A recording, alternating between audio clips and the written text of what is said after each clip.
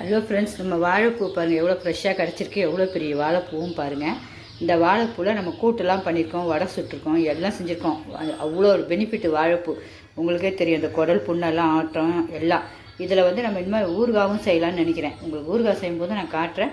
பாதி கூட்டு தான் பண்ண போகிறேன் இனிமேல். ஏன்னா கூட்டு பண்ணுறது உங்களுக்கு ஏற்கனவே காட்டிருக்கேன், ஊறுகாவை பண்ணுறதையும் பாருங்கள். இந்த வாழைப்பூ அவ்வளோ பெரிய வாழைப்பூ ஃப்ரெஷ்ஷாக இருந்துச்சு. 20 ரூபா தான் இந்த வாழைப்பூ. வாங்கலாமுன்னு சொல்லுங்கள், கமெண்ட் பண்ணுங்கள். ஹலோ ஃப்ரெண்ட்ஸ், வாழைப்பூவை பற்றி நம்ம கூட்டு நம்ம வடை எல்லாம் சூப்பராக பார்த்துருக்கோம். அதே வாழைப்பூ வச்சு இன்றைக்கி ஊறுகாய் தான் சேர்ப்புறேன். ஊறுகாய்ன்றீங்க செம்மையாக இருக்குங்க. சாதத்தில் போட்டு சாப்பிட்லாம், நம்ம இட்லி தோசை கூட வச்சு சாப்பிட்லாம். கெடவும் கிடையாது. நம்ம 10 நாள்னாலும் 1 மாதம்னாலும் கிடையாது. எண்ணெய் மட்டும் கொஞ்சம் தாராளமாக ஊற்றி செய்யணும். கிடவே கிடையாது. ஃப்ரிட்ஜில் வச்சும் சாப்பிடலாம் நீங்கள்.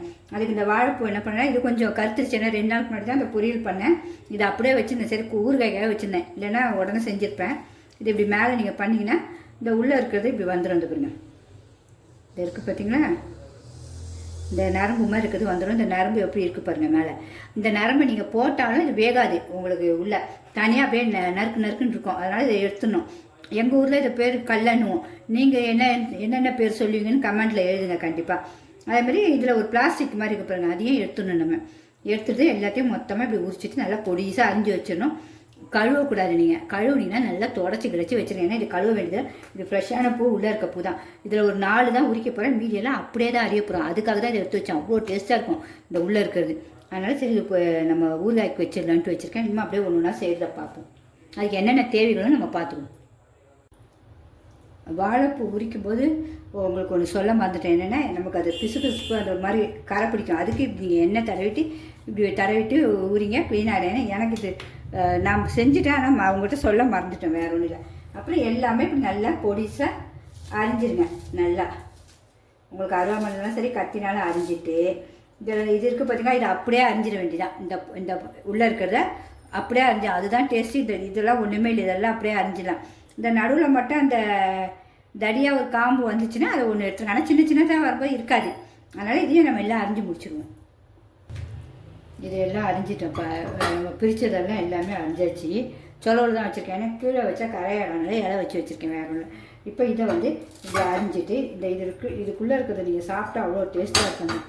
இது இருக்குது பாருங்க, இதுக்குள்ளே இருக்கிறத சாப்பிட்டா சூப்பராக இருக்கும், செமையாக இருக்கும். இன்னும் பொடிசாக அப்படி எல்லாத்தையும் அரிஞ்சிடுங்க. எவ்வளோ பொடிசாக முடியுதோ உங்களால் அவ்வளோ பொடிசாக அரிஞ்சிடுங்க. ஏன்னா நான் இது ஒரு ஹோட்டலில் தான் சாப்பிட்டேன். சரி உடனே கேட்டேன், சரி நம்மளும் செஞ்சிடலாம் இது அப்படின்ட்டு.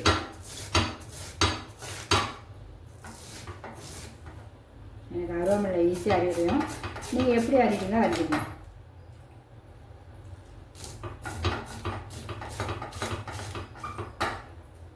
எல்லாத்தையும் அரிஞ்சிக்கலாம்.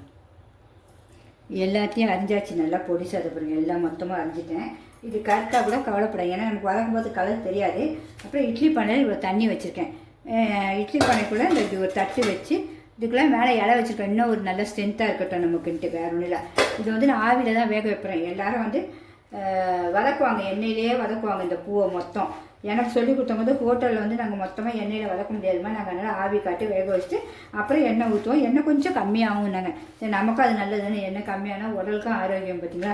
சரி உடனே இதே மாதிரியே செஞ்சுக்கணும்னு நானும் செஞ்சேன். ரொம்ப டேஸ்ட்டாக இருந்துச்சு. சரி உங்களுக்கும் செஞ்சு காட்டுவோம், அதனால் செய்கிற வேறு இல்லை. இப்போ இது ஆவிலே வேக வச்சுருவோம். நமக்கு இட்லி வேகிற அளவு மாதிரி வேக வச்சுருங்க.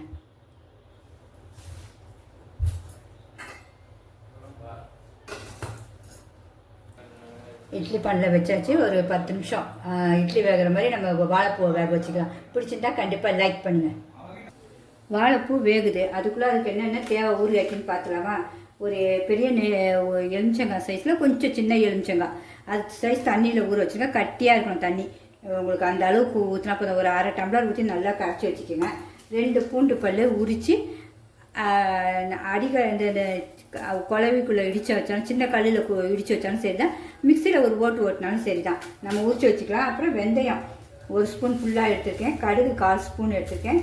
பெருங்காயம் நல்லா வாசனையும் ஒரு நல்ல ஜீரண சக்திக்கும் ஆகும். ஒரு 7-8 போல் எடுத்து வச்சுருக்கேன். நல்லா உருட்டை பண்ணி காய வச்சு வச்சுருவேன் டப்பாவில். அப்புறம் காரத்துக்கு நல்லா நமக்கு நல்ல காரம் வேணும் பார்த்தீங்களா. ஒரு 20 குண்டு மிளகாய் எடுத்து வச்சுருக்கேன். காம்பும் அப்படியே தான் அரைக்க போகிறேன், காம்போடு தான். ஆனால் இது வறுக்கலாம் மாட்டேன் இதை மட்டும். ஏன்னா இது இப்படி உடைச்சாலே எனக்கு இது பாருங்க உடையும். நல்லா காய வச்சது தான். அதனால் அப்படியே நான் போட்டுருவேன். போட்டு தான் அரைக்க போகிறேன். உப்பு வந்து நல்லா இந்த ஸ்பூன் ஃபுல்லாக எடுத்துருக்கேன். ஏன்னா உப்பு ஊறுகாய்க்கு நல்லா போடணும் கொஞ்சம், அப்போ தான் கெடாது.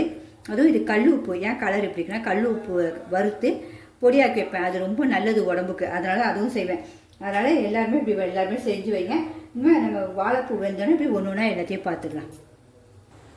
பூண்டும் எல்லாம் உரிச்சு வச்சுட்டேன். புளியும் பாருங்கள் திக்காக கரைச்சி வச்சுட்டேன் பாருங்கள். இந்த கிண்ணத்துக்கு ஃபுல்லாக வந்துருக்கு. இவ்வளோ புளி வேணும் நமக்கு. மீதி எல்லாம் நம்ம வறுத்துறோம். அதுக்குள்ளே வாழைப்பூவையும் போய் பார்த்துருவோம் வெந்துருச்சான்னு. பார்ப்போமா? அப்பா வாழையில வாசனைங்க சூப்பராக இருக்குது. அதான் வெந்துருச்சு, சூப்பராக வெந்துருச்சு. தண்ணியே இருக்காது. இது பாருங்கள். உங்களுக்கு எண்ணெய் கொஞ்சம் கம்மியாக வேண்டுமோ இதை யூஸ் பண்ணுங்கள். இல்லைன்னா நிறைய எனக்கு எண்ணெய் இருந்தாலும் சூப்பராக இருக்கும். எனக்கு ஊறுகாய்க்குன்னா எண்ணெயிலே வதக்குங்க. இப்படி ஆவி காட்ட வேண்டாம், எண்ணெயிலே வதக்குங்க. இனிமேல் நம்ம போய் பூண்டு அரைச்சிட்டு வந்துடுவோம் ஒன்றும் பாதியாக. எல்லோரும் மிளகாத்தூள் போடுவாங்க. நமக்கு மிளகாத்தூள் இது இப்படி அரைச்சா தான் டேஸ்ட்டும் ஃப்ரெஷ்ஷும். வேறு ஒன்றும் இல்லை. அதுக்காக தான் இப்படி அரைக்கிறீங்க. எதுவும் செஞ்சாலும் நம்ம பார்த்து அழகாக செய்யணும். அப்போ தான் நமக்கு எல்லாருக்கும் சாப்பிட்றதுக்கும் நல்லாயிருக்கும்.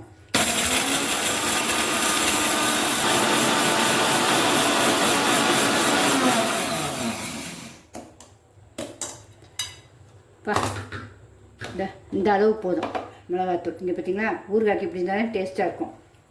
அடுத்தது பூண்டை தட்டிடுவோம். பூண்டை வந்து அதே மிக்சியில் தான் போட்டிருக்கேன். மிளகாய் தானே, அதனால் ஒன்றும் இல்லை நமக்கு. சும்மா ஒரு வாட்டி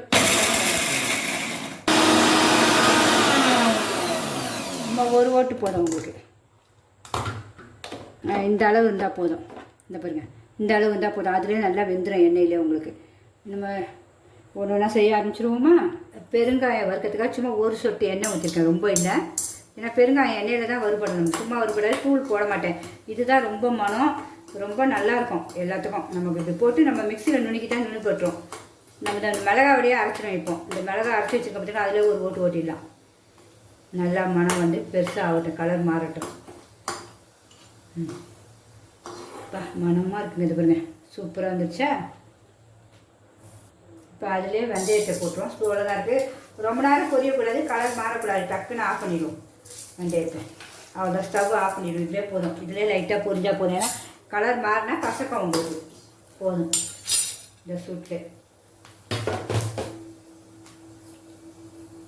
இப்போ பெருங்காயத்தையும் இது உள்ளே தான் போட்டிருக்கேன். நம்ம பூண்டு தட்டினதில் தான். அதில் தான் கடுகும் வெந்தயத்தையும் போட்டு ஒரு ஓட்டு ஓட்டிட போகிறேன்.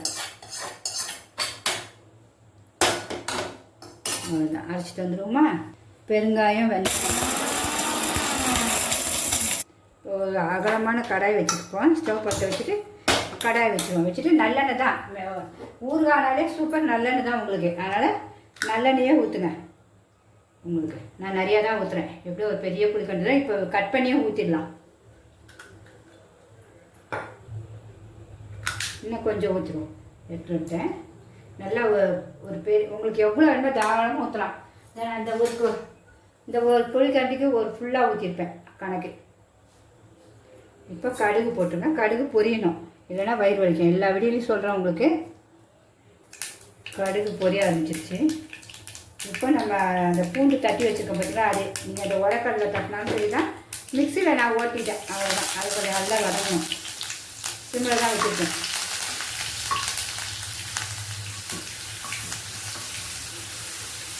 நல்லா கொஞ்சம் வறுத்து கலர் மாறணும் கொஞ்சம் நல்லா. அப்போவே இந்த பெருங்காயமும் வெந்தயம் வச்சுருப்போங்க, அதையும் போட்டுருவோம். ஏன்னா அது வந்து குறகுறப்பாக தான் அரைச்சி வச்சுருக்கேன். இந்த பாருங்க, ஏன்னா அது உள்ளே அப்போ தான் இறங்கும். சாரும் ரொம்ப சூப்பராக இருக்கும், சாப்பிட போய் டேஸ்ட்டு. அதுக்காக சும்மா குறகுறப்பாக ஆச்சுங்க. எல்லாம் ஊறிடும் உங்களுக்கு. நமக்கு அந்த வாழைப்பூல அப்படியே இருக்கட்டும். ஒரு 5 நிமிஷம் அப்படியே வதங்கட்டும். நல்லா கலர் மாறி வாசனை அப்படியே தூக்கம் வீடே. சூப்பராக ஆகிடுச்சு. நல்லா கலர் மாறிடுச்சு. இப்போ நம்ம இந்த வாழைப்பூ வச்சுருக்கோம் பார்த்தீங்கன்னா, ரொம்ப சூடாக தான் இருக்குது. இது அப்படியே நம்ம எவ்வளோத்துக்குள்ள பொறுமையாக எடுத்து போடலாம். எண்ணெயே இருக்காது உங்களுக்கு. ரொம்ப கொதிக்குது.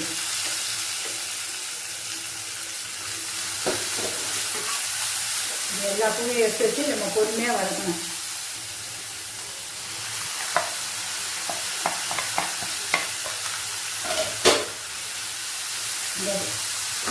இந்த வாழையில பாருங்கள் எப்படி மறிக்கா பண்ணுற சென்ட்டாக நமக்கு அதில் தான் போகும். உங்களுக்கு நெய் எவ்வளோத்துக்காக சென்ட்டு நமக்கு வேணுமோ அந்த தக்க செஞ்சுக்கணும். இப்போ ஸ்லோலியாக இருக்கட்டும். உப்பு போட்டுட்டு நம்ம மூடி வச்சுருவோம். நல்லா இன்னும் கொஞ்சம் வதக்கட்டும். உப்பு அந்த தொகைப்பூ காற்றுக்காக தேவைதான் உப்பு உங்களுக்கு போட்டு நல்லா கலர் மாறட்டும். மூடி வச்சுருவோம் ஒரு 5 நிமிஷம். வாழைப்பூல இது கொஞ்சம் தண்ணியும் வந்துருக்கு. வாழைப்பூலே அதுவே வேந்துருப்பாங்க. உங்களுக்கு நல்லா சூப்பராக வெந்துச்சு. ஏன்னா நம்ம ஆவிலே வேக வச்சுருக்கோம். இப்போ இந்த புளி தண்ணியாக அப்படியே ஊற்றிடுவோம். ஏன்னா புளி தொம்பு சுண்டணும். அதெல்லாம் அப்போ இந்த எல்லாத்துக்கும் சூப்பராக வந்துடும்.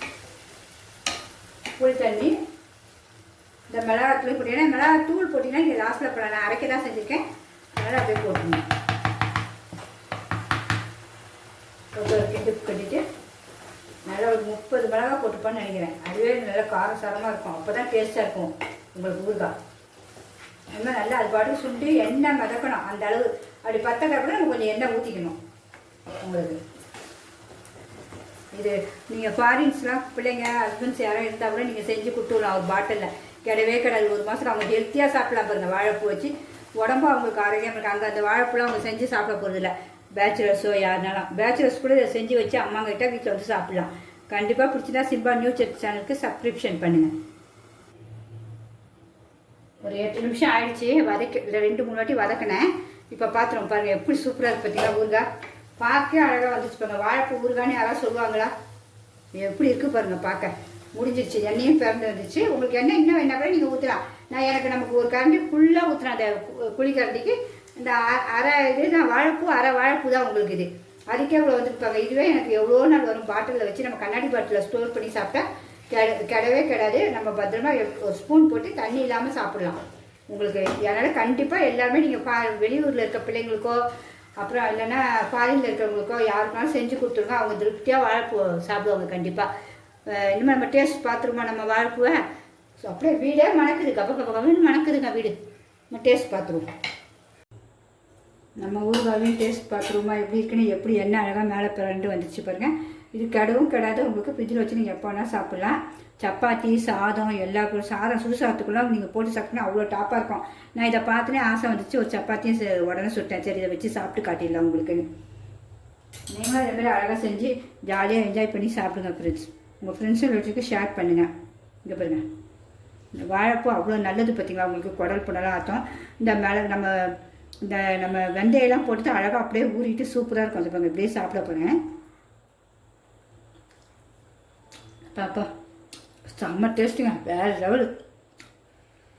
வாழைப்பூ அரைச்சிக்கவே முடியாதுங்க. எப்படி செஞ்சாலும் வாழைப்பூ டேஸ்ட் தாங்க உண்மையாகவே. எல்லாருமே செஞ்சு பாருங்க. ஒரு தொகுப்பு இல்லை. எனக்கு ஆச்சரியமாக இருக்கும். நீங்கள் எல்லாருமே செஞ்சு பார்த்துட்டு சொல்லுங்களேன். கமெண்ட் எழுதுங்க எப்படி இருந்துச்சுன்னு. ஓகே ஃப்ரெண்ட்ஸ், பாய்.